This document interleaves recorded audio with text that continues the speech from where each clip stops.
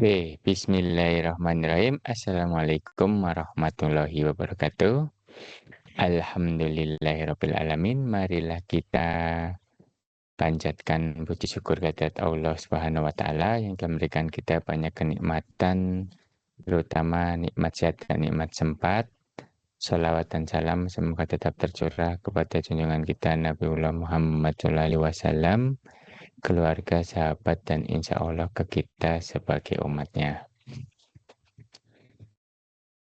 Oke, teman-teman, kita kuliah perdana ya, dasar-dasar pemrograman. Yang perlu teman-teman ketahui ya, kita akan meneruskan apa yang sudah kita pelajari pada saat di algoritma dan struktur data ya.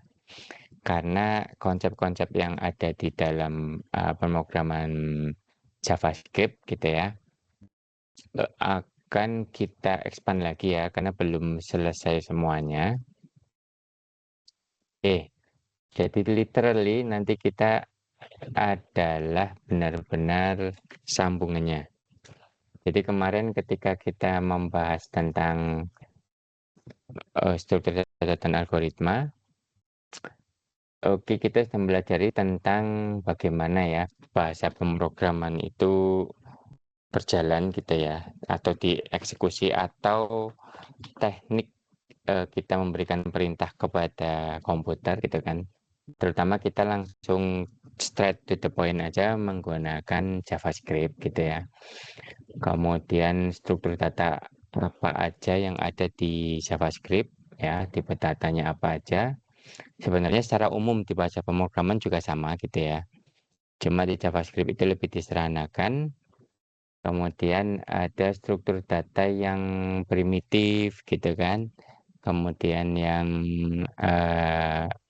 non primitif gitu kan. Itu apa aja? Salah satunya yang primitif adalah array ya. Array kita sudah bahas, karena nanti array ini akan sering kita pakai ya di dalam JavaScript ketika kita melakukan manipulasi pada data. Ya, array dan objek ya. Kemudian cara membuat fungsi kan kita sudah belajar juga. Fungsi ini juga kenapa kemarin di awal sudah saya perkenalkan dengan detail ya, ada fungsi lanjut, karena nanti di JavaScript itu pendekatan pemrogramannya itu menggunakan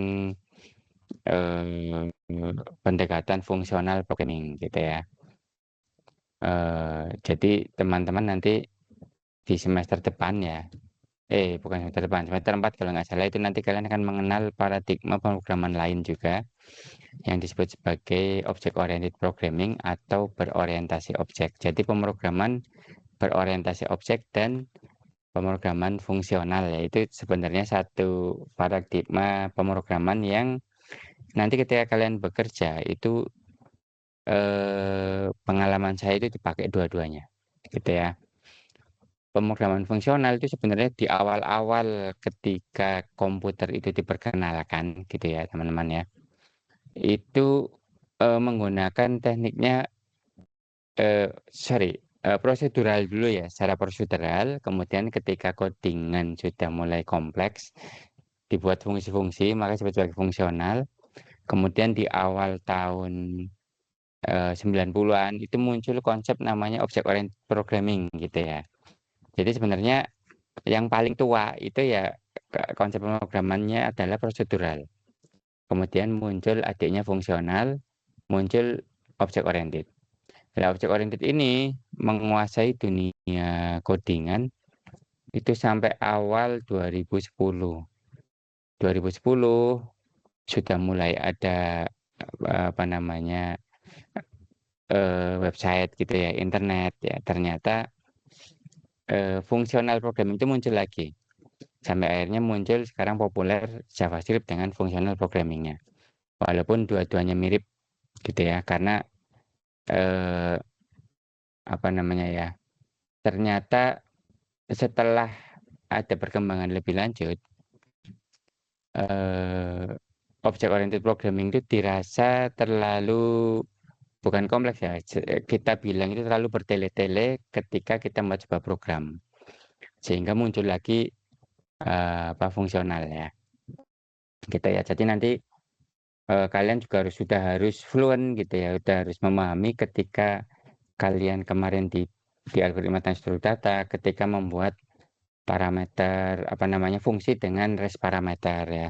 Fungsi callback itu apa, kemudian high order function apa kan sudah saya bahas ya. Silakan dibuka-buka lagi.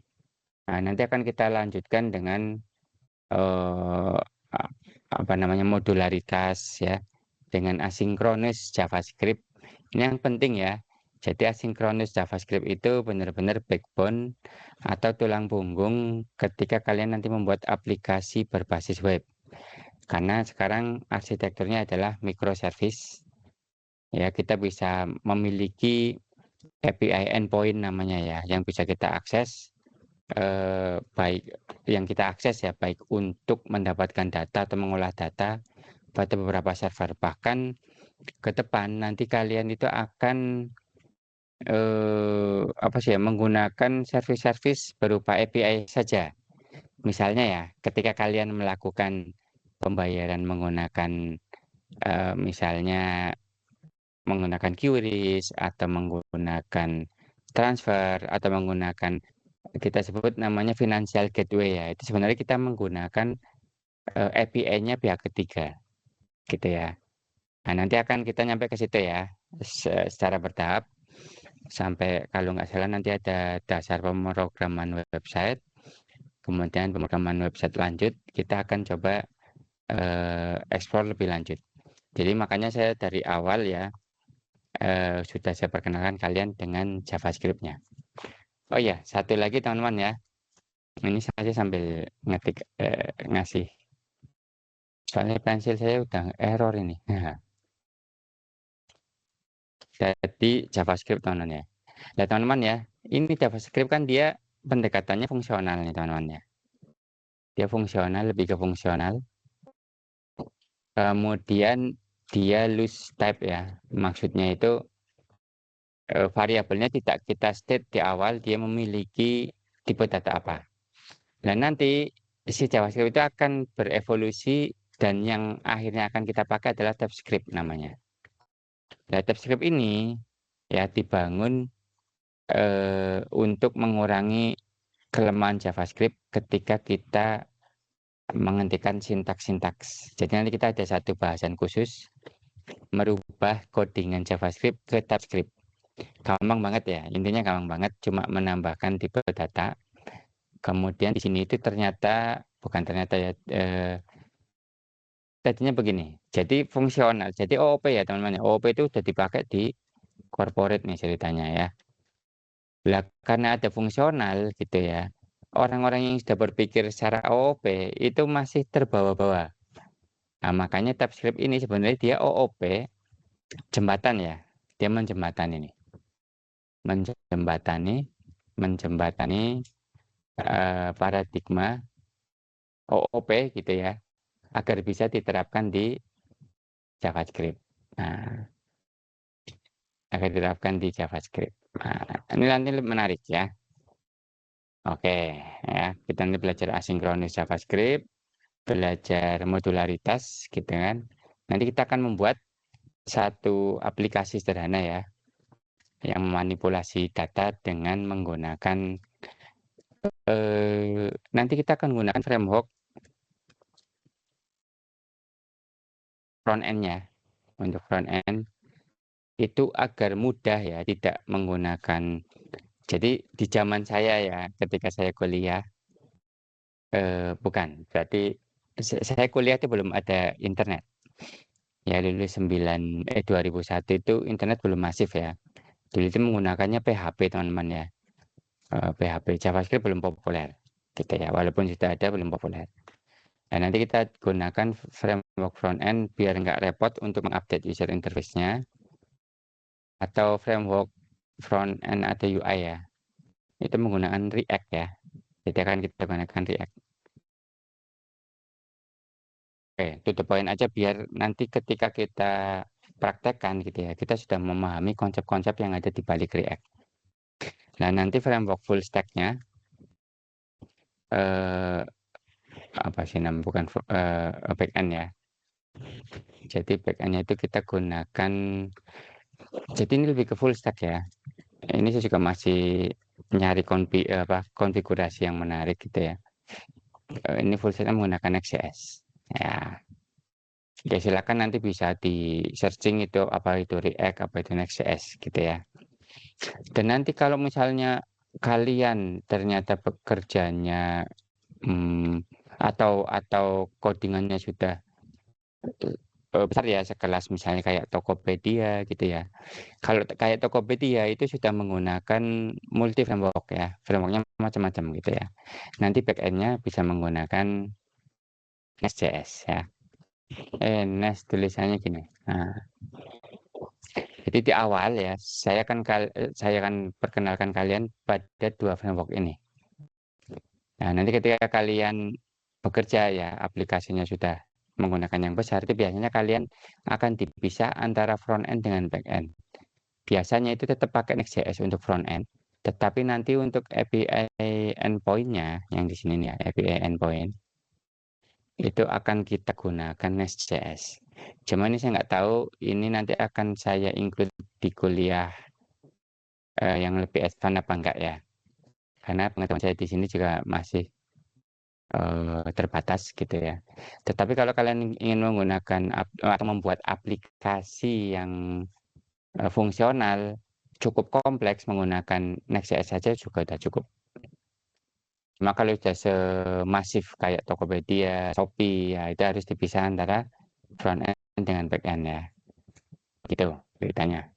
Nah ini gambaran ya teman-teman ya.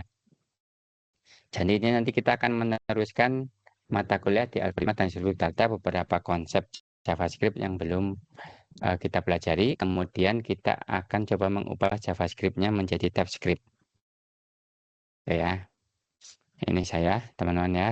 Silakan ya kalian dapat paham lah ya. Semester 2 kemarin semester pertama kita juga sudah ketemu.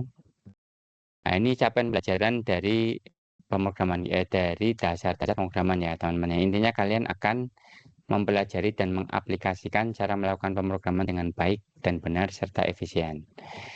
Ya, jadi ketika kita mencari solusi untuk menyelesaikan masalah yang dialami oleh user itu pendekatannya kan bisa didekati dengan banyak cara gitu ya. Dan nanti kita akan coba memilih cara yang benar ya, yang benar tapi efisien. Itu intinya ya. Nanti outcome-nya teman-teman ya, kalian itu akan memahami cara kerja sebuah kode program yang dibangun untuk menyelesaikan sebuah tugas tertentu dengan baik, benar, dan efisien. Nah, sebelum kalian teman-teman ya, jadi kalian kemudian kelas kalian yang sekarang semester 4 itu sudah menggunakan JavaScript. Ya, kakak kelas kalian yang sekarang semester 6 teman-teman ya, itu dulu saya ngajarinnya menggunakan PHP ya. Jadi belum menggunakan JavaScript. Itu. Oke, itu ya teman-teman ya. Nah, ini saya mengingatkan kembali teman-teman ya. Ini karena kalian baru 2 kali ketemu saya ingin ingatkan kembali bahwa kalian itu sebagai mahasiswa secara eh, undang-undang gitu ya, itu harus bisa memenuhi kriteria yang ditetapkan atau mutu lulusan gitu ya. Namanya mutu lulusan ya. Kriteria tersebut itu disebut sebagai mutu lulusan. Ya, yang setara dengan level 6 teman-teman ya. Jadi ini S1 nih teman-teman ya. Ini S1, ini D3, ini S1 atau D4 gitu ya.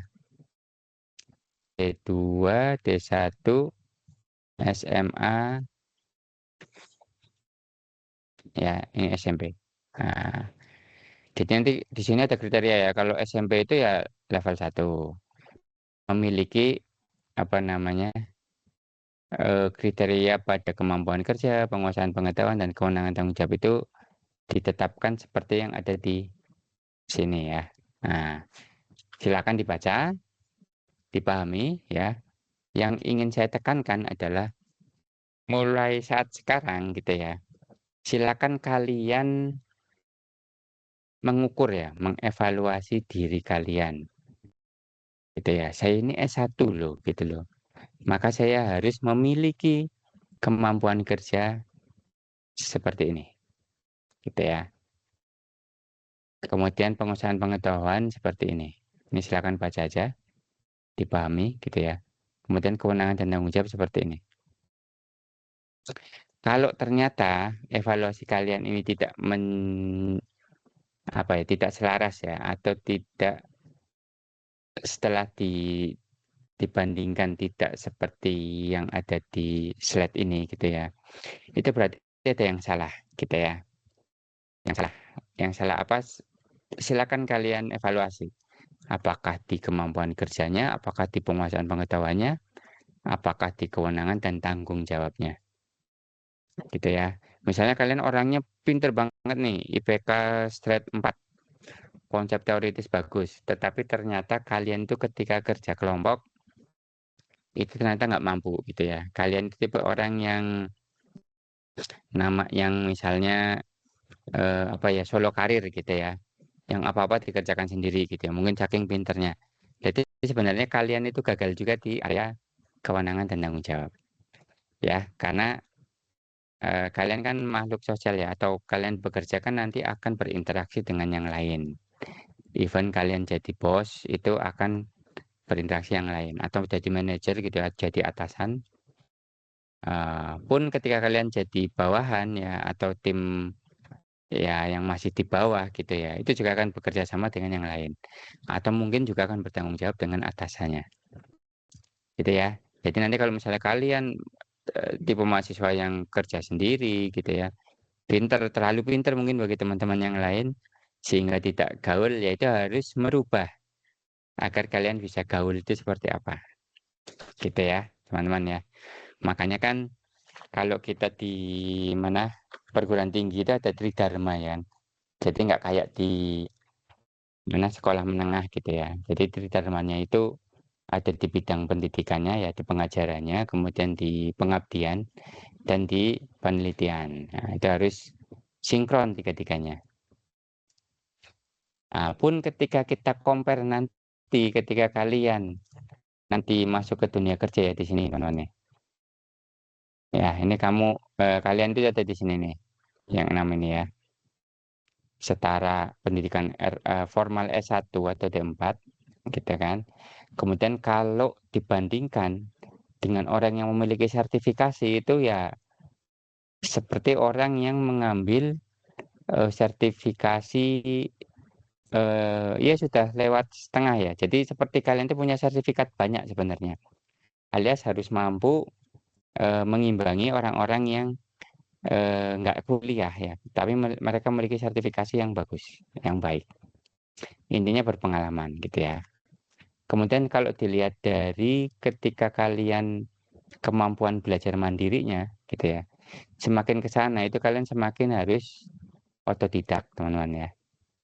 Intinya apa? Intinya kalian tidak belajar hanya yang diberikan oleh dosen gitu. Kalau saya nanti memberikan hint-hint ya, ada hint yang coba nanti kalian silakan belajar mandiri, cari dari sumber lain gitu ya.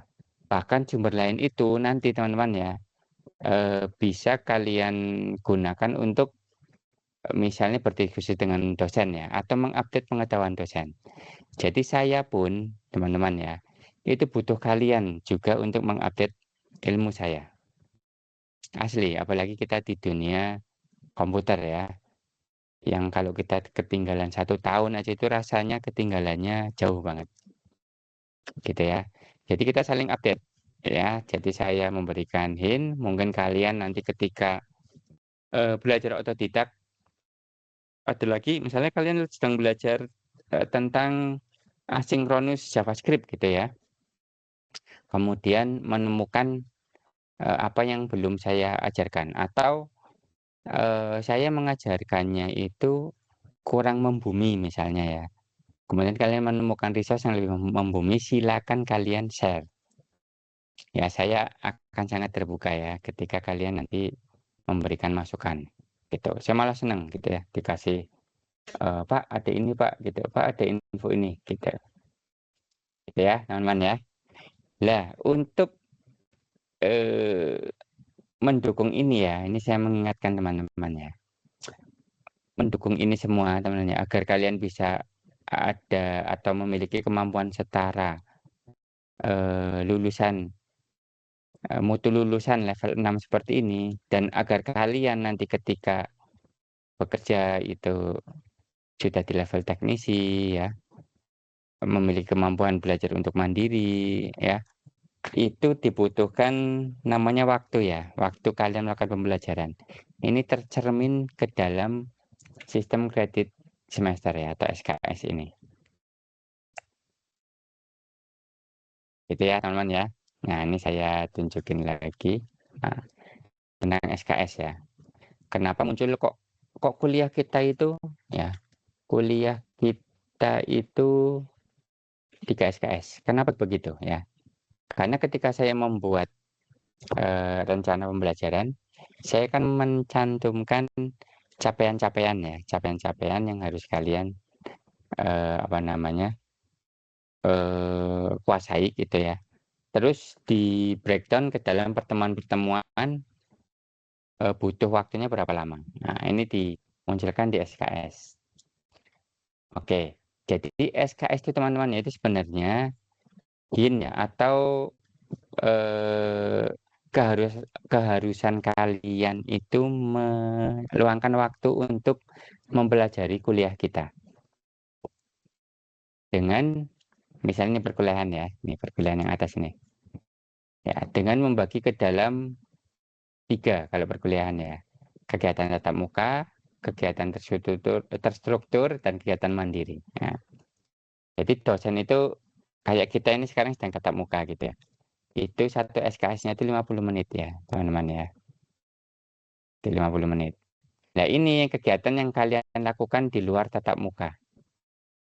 Jadi ada 50 menit plus 60 menit. Biasanya dosen itu untuk agar kalian melakukan kegiatan terstruktur itu memberikan tugas.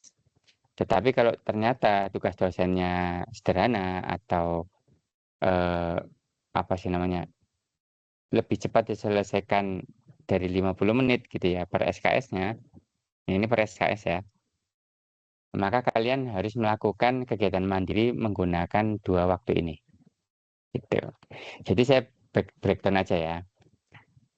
Jadi 3 SKS itu teman-teman ya. Ini berapa nih? 150 ditambah 50 ya. Jadi gini, ya. 1 SKS itu sama dengan 50 menit tatap muka ya. Ditambah 50 menit kegiatan tutor ditambah 60 menit. Alias berapa ini? 160 menit per pekan ya. Nah, per pekan. 160 menit itu sekitar berapa jam teman-teman ya? Sekitar 2 jam 40 menit ya. 40 menit. Nah, gini. Oke, ini 1 SKS. Ya, karena kita 3 SKS, ya, maka tatap muka kita adalah 150 menit kalikan 3 ya. Kegiatan terstruktur kita adalah 150 menit. Kemudian kegiatan mandirinya 180 menit. Alias berapa nih? Ini 2,5 jam, 2,5 jam, 3 jam. Berarti 8 jam ya. 8 jam. Nah, gitu ya. Makanya tatap muka kita teman-teman ya. Tatap muka kita kan dari jam 12.30 sampai jam berapa? 15.00 ya. Nah, 15.00. Karena apa? Ini 150 menit. Nah, atau 2,5 jam ya. Yang ini. Sehingga ini tatap muka ya. Tatap muka itu sebenarnya diskusi teman-teman ya.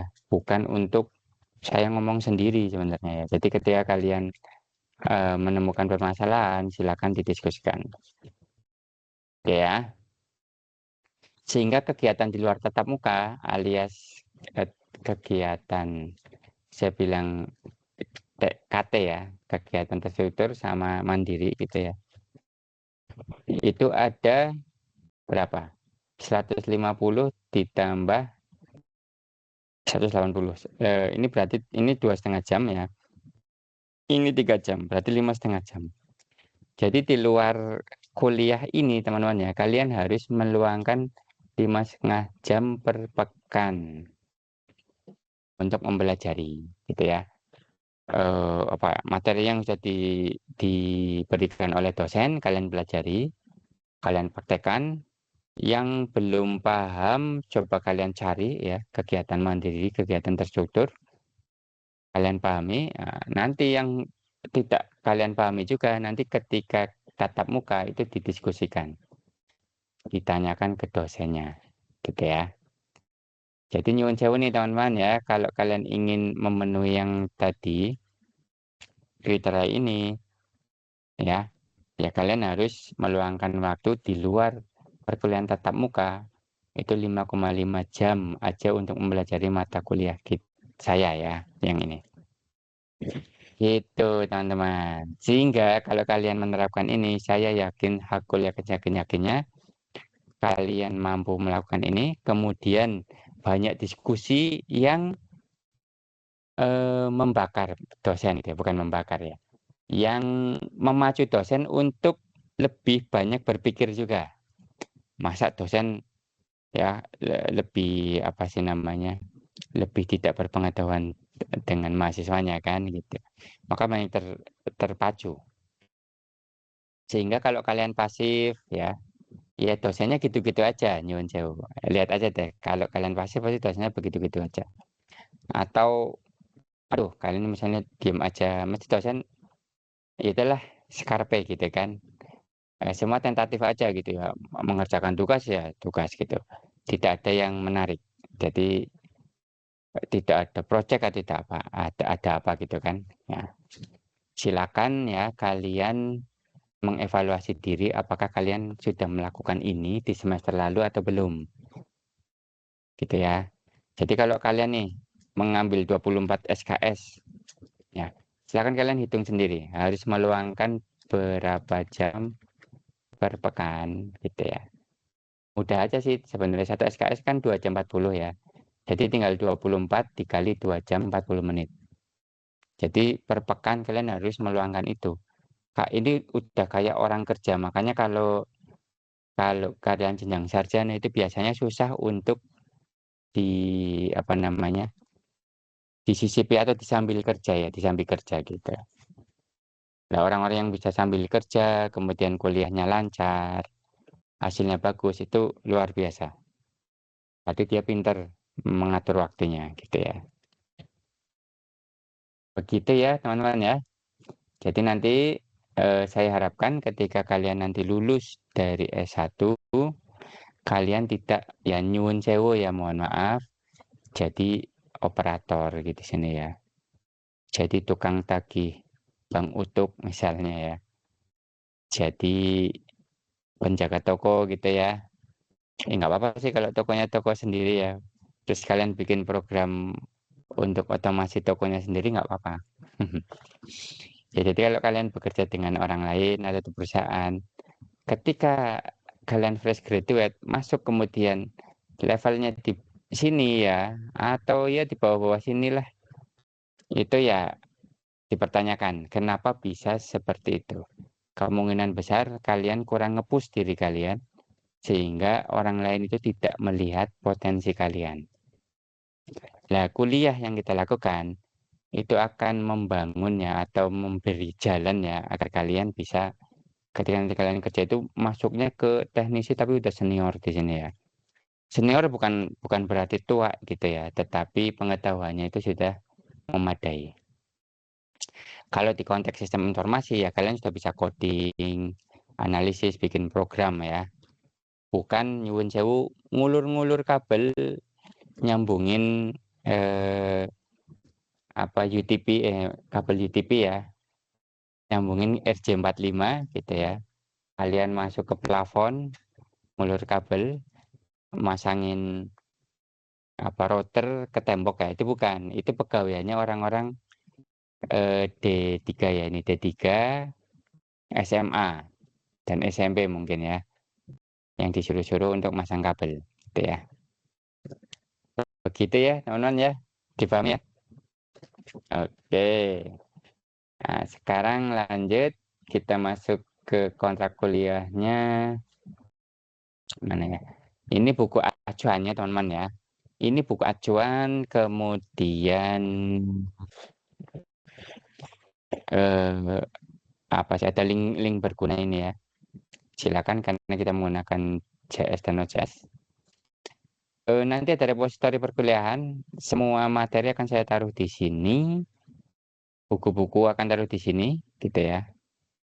Misalnya nanti ada aset-aset dalam codingan, misalnya ada ya, nanti akan saya taruh sini untuk kalian bisa download dan pakai coding, gitu.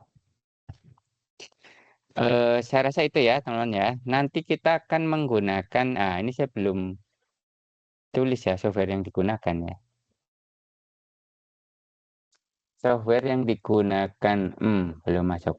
Nah, saya ambil dari mata kuliah lain aja dulu. Tunggu sebentar.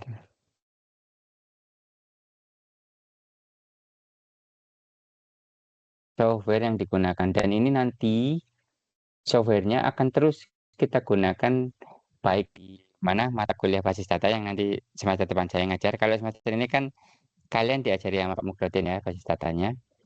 Semester depan sama saya. Nanti pemrograman berorientasi objek, pemrograman website dasar, dan pemrograman website lanjut. Saya juga yang ngajar. Pakai softwarenya sama semua ya. Oke, mana ya dasar?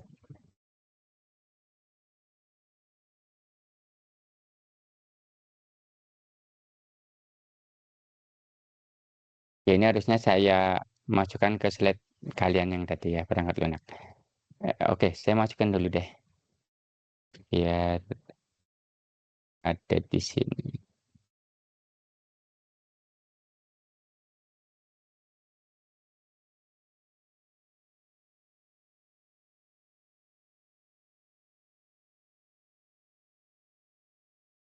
Oke.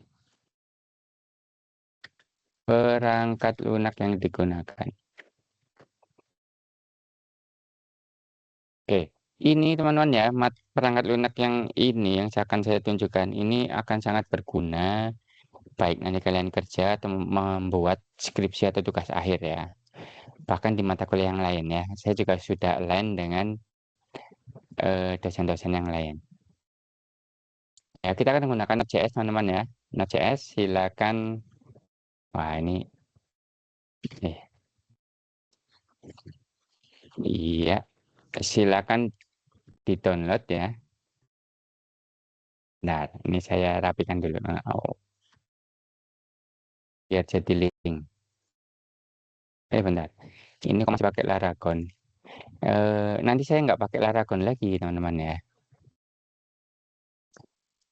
Bentar, saya stop sharing lagi. Kenapa masih pakai Laragon?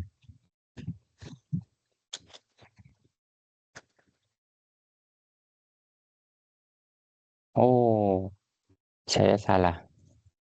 Ngopi dari sumber yang salah.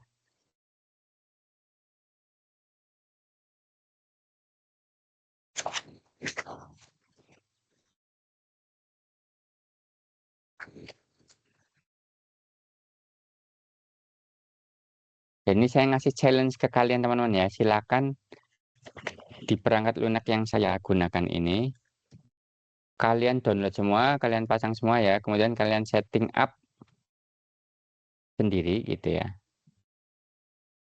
Sehingga bekerja dengan baik. Oke, bentar ya, ini open. Kalau di semester sebelumnya di algoritma dan struktur data kita menggunakan VS Code saja ya, Visual Studio Code. Sekarang kita pakai Node.js gitu ya. Ini silakan kalian download.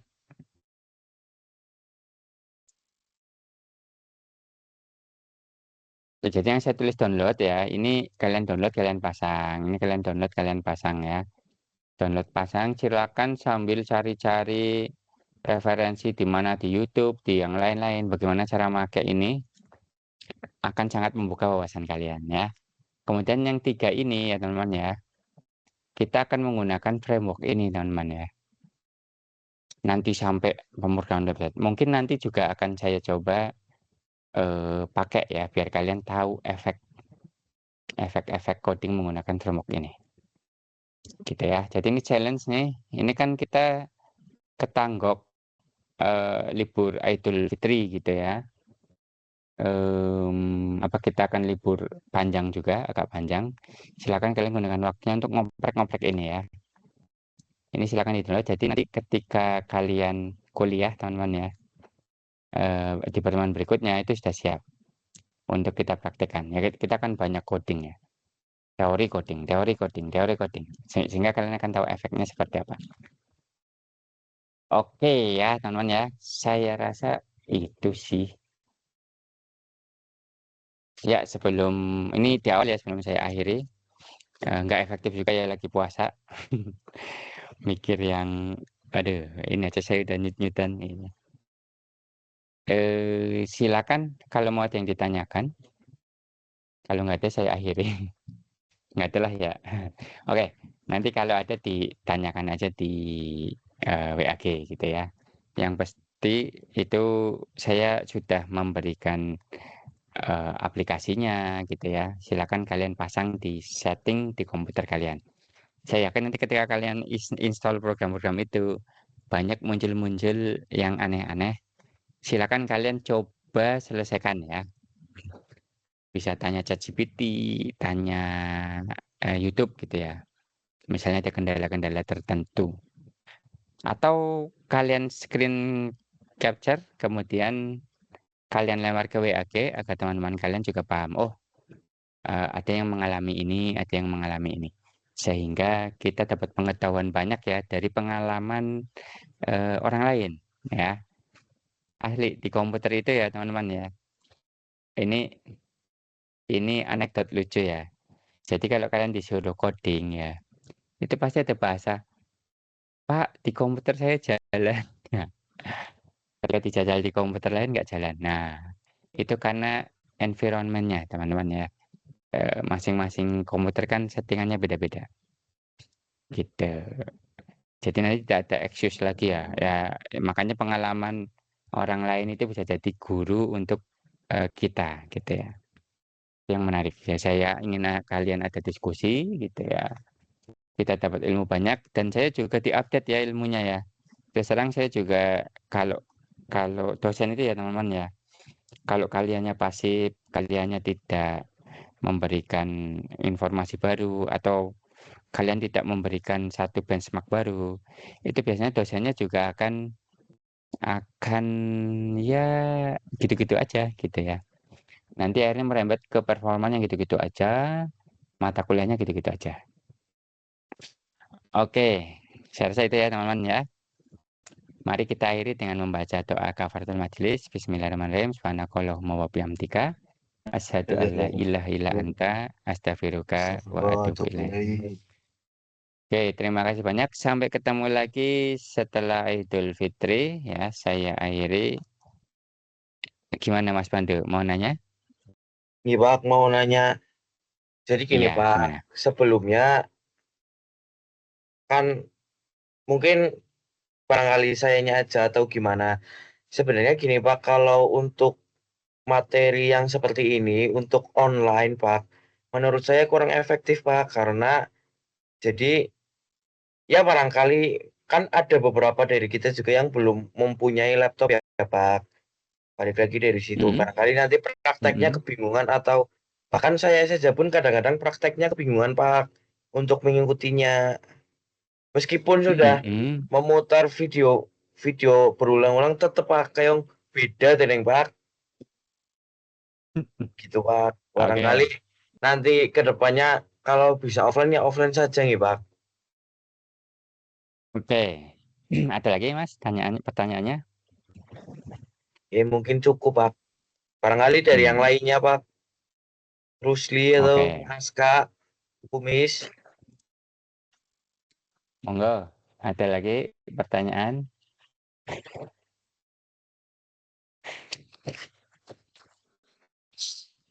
Oke, gini ya, saya jawab ya teman-teman ya. Hmm, jadi gini, hmm, kenapa saya kadang melakukan online gitu ya? Eh, Pertama gitu ya, saya bisa merekam apa yang saya ajarkan itu bisa merekam. Kemudian kalian nanti mengikuti dari videonya. Harusnya gitu ya, kalau kalian mengikutinya persis seperti yang saya lakukan gitu ya, itu hasilnya sama. Kalaupun nanti ada error atau ada berbeda setelah kalian oprek, ternyata kalian ada kesulitan, lah itu munculnya WAG itu tadi. Kalian bisa screen capture, kalian bikin rame itu WAG-nya. Gitu. Nanti kita bantu atau saya bantu untuk menjawab gitu ya. Pertama itu ya. Yang kedua teman-teman ya, mengenai laptop gitu ya. Ini saya di awal sudah bilang teman-teman ya. Kalian itu sudah berkomitmen ngambil prodi sistem informasi. Kan saya sudah pernah bilang, kalian itu ngambil sistem informasi, cangkulnya ya komputer gitu. Bahkan menurut saya ya, nyuwun sewu ini saya bukannya bukannya apa namanya eh apa ya mewajibkan gitu ya. Nanti dikira oh, Pak Yusuf mewajibkan. Ya memang harusnya punya gitu ya. Mau nggak mau bukan wajib saya wajibkan tetapi untuk mensupport eh, apa namanya perkuliahan kalian ya kalian wajib punya laptop. Makanya dari awal sudah bilang kalian itu harus sudah mulai memikirkan punya laptop. Caranya gimana? Ya bisa dilakukan banyak hal gitu ya, dengan menabung, dengan mengurangi pengeluaran yang nggak jelas gitu kan. Misalnya yang pengen beli NMAX ya, jangan beli NMAX ya, belinya Beat aja gitu ya. Itu bisa udah. Jadi daripada beli NMAX, kalian bisa beli laptop gaming plus Beat. Nah, gitu. Lah bagi yang nyuwun sewu banget, ekonominya minim gitu ya, kalian bisa memanfaatkan labnya. Jadi nanti labnya silakan kalian manfaatkan gitu ya, untuk melakukan coding ya. Atau lah ini agak susah. Bisa nggak kalian berkolaborasi dengan teman kalian, misalnya pinjam laptopnya apa-apa gitu ya, gitu. Eh, itu yang kedua ya Mas ya. Ya, jadi ini saya encourage kalian beli laptop lah. Second 16 giga NVMe 256 itu sekarang paling harganya 4,5 juta. Saya bukan bilang 4,5 juta duit yang kecil gitu ya. Cuma bisa diusahakan lah ya. Silakan kalian misalnya yang jajannya dikasih 20.000 sehari, ya puasa dikit lah. Ya, dikurangi jajannya, nyelengi 10.000. Nah, kan sebulan bisa dapat katakanlah 300.000. 15 bulan dapat laptop itu. Ya, lah itu mau nggak mau ya. Jadi sifatnya mau nggak mau kalian harus punya laptop. Bahkan menurut saya pun sekarang ya, ini mohon maaf lagi gitu ya. Itu untuk kelas untuk mahasiswa walaupun bukan di SI itu pun kayaknya laptop wajib ya. Untuk tugas, untuk searching, untuk browsing gitu. Kalau enggak ya silakan cari cara yang lain ya. Apakah pinjam apa gimana? Cuma saya bingung juga sih di kampus kita ya. Dulu teman-teman ya, ketika saya kuliah di kampus saya itu labnya terbuka 24 jam, terbuka 24 jam, bahkan tidur di situ. Saya pernah tidur di situ gitu ya, pakai labnya gitu ya. Saya nggak tahu di kampus kita, ya silakan lah kalian nanti bisa sounding ke kemahasiswaan. Mungkin karena hari gini gitu ya, itu orang, ya yang namanya laptop itu sudah kayak kalian punya HP lah ya, gitu. Saya yakin HP kalian mahal-mahal tuh. Ada yang 3 juta, 4 juta, ada yang punya iPhone 14 kali. iPhone 14 berapa ya? 8 juta ya. Ya itu yang kayak gitu itu silakan dikurangi, utamakan laptop. Lah untuk solusi sekarang gitu ya, saya punya ide. Nanti mungkin setelah beberapa kali online ya, nanti kita selang-seling ya. Nanti saya akan ngecek di offline-nya ya. Kalian pekerjaan udah sampai mana gitu. Ada kesulitan apa nanti silakan didiskusikan situ. Jadi bukan ketika nanti kita tatap muka itu bukan saya ngasih materi tapi kita berusaha menyelesaikan permasalahan yang kalian hadapi. Gitu. Nggak apa-apa dibikin santai aja, santai tapi materinya tetap gitu ya. Dan saya ingin kalian aktif lah ya. Seperti yang saya bilang, WA-nya diramein. Itu kemarin WA kalian kurang rame. Kakak kelas kalian yang angkatan kalian itu juga nggak rame. Yang rame itu yang angkatan atasnya kalian tuh rame tuh, grupnya bagus. Karena grupnya bagus, banyak pertanyaan, maka berkembang gitu ya. Kemudian yang kemarin wisuda juga kurang bagus sih. Yang sebelum kemarin wisuda itu bagus banget. Ya itu grup orang-orang bagus lah ya. Makanya silakan di kalian juga harus perlu di apa namanya buat ya. Mungkin dosen-dosen lain sering bilang ya, kayak Pak Mukrodin itu saya yakin bilang, kalian itu misalnya kalau terlalu diem gitu ya, itu pasti dibilangin, gimana kalian kok diem diem aja gitu. Ini satu kelompok satu kelompok, satu kelas kok kayak gini. Biasanya yang saya lihat itu kalau kelasnya rame itu biasanya yang lain rame gitu ya. Nah ini kalau diem semua ya itu rata-rata pada diem. Saya nggak tahu kenapa seperti itu ya. Gitu. Nah ini saya lihat udah bagus ya. Ada Mas Pandu gitu ya. Yang orangnya outspoken. Saya ingin banyak pandu-pandu yang lain. Gitu. Gitu ya teman-teman ya. Nanti coba kita cari solusinya lah. Ya. Itu kendalanya di situ Mas. Jadi kemarin ya saya sudah ya kendala saya ketika saya ngajar secara offline itu materinya tersendat gitu ya. Harusnya materi kalian tuh kemarin eh maksudnya saya nggak nungguin kalian coding baru selesai terus baru lanjut nggak kan. Saya kasih materi dulu, nanti coba konsepnya begitu ya. Nanti codingannya seperti apa saya lihat di pertemuan offline-nya. Jadi kemarin itu ada tiga materi yang tidak saya sampaikan terus terang saja di kelas kalian ya. Karena saya mencoba setengah sebelum UTS itu saya apa namanya offline kan semua. Itu ada tiga materi yang belum sempat saya bahas ya tentang DOM segala macam. Cuma ya ternyata itu materi yang nggak terlalu penting karena nanti akan kita gunakan React. Ya React ini akan kita gunakan. Oke, saya rasa itu ya teman-teman ya. Jadi apa namanya harap yang terutama yang kedua itu ya, yang kalian punya laptop itu silakan diusahakan ya. Ini saya mohon banget ya. Saya takutnya ke depan nanti agak tersendat karena kalian tidak memiliki cangkulnya gitu ya. Ibaratnya kalian petani itu tidak memiliki cangkul, ngapain gitu ya. Gitu. Begitu ya, teman-teman ya. Pak, Mungkin ada terima kasih masukan lagi? Pak. Iya. Nanti saya selang-seling aja ya, teman-teman ya. Mungkin saya akan boost materinya, semuanya saya habiskan brut dalam saya bikin cepat aja ya. Yang penting codingannya tersampaikan, nanti kalian praktek, nanti kita offline kan, kita praktekkan misalnya pertemuan online yang 2 kali itu kita evaluasi di pertemuan offline sekali, gitu ya.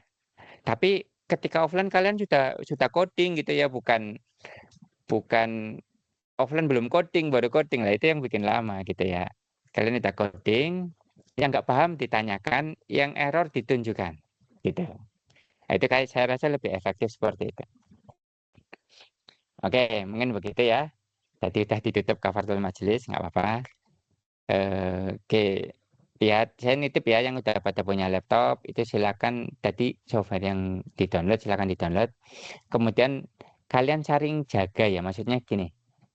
Eh, apa ya? Kalau ada mahasiswa yang tidak yang pasif atau kok nggak punya laptop, ya yang punya laptop silakan apa namanya mengajak gitu ya. Gitu. Yang tidak punya laptop pun silakan bisa ya melakukan pendekatan lah. Ya bisa lah tekniknya gimana. Gitu. Oke, saya rasa begitu ya, teman-teman ya. Kalau begitu saya akhiri, sampai ketemu lagi setelah Idul Fitri ya. Saya undur diri. Wassalamualaikum warahmatullahi wabarakatuh. Waalaikumsalam warahmatullahi Terima kasih, wabarakatuh. Pak. Pak. Oke, saya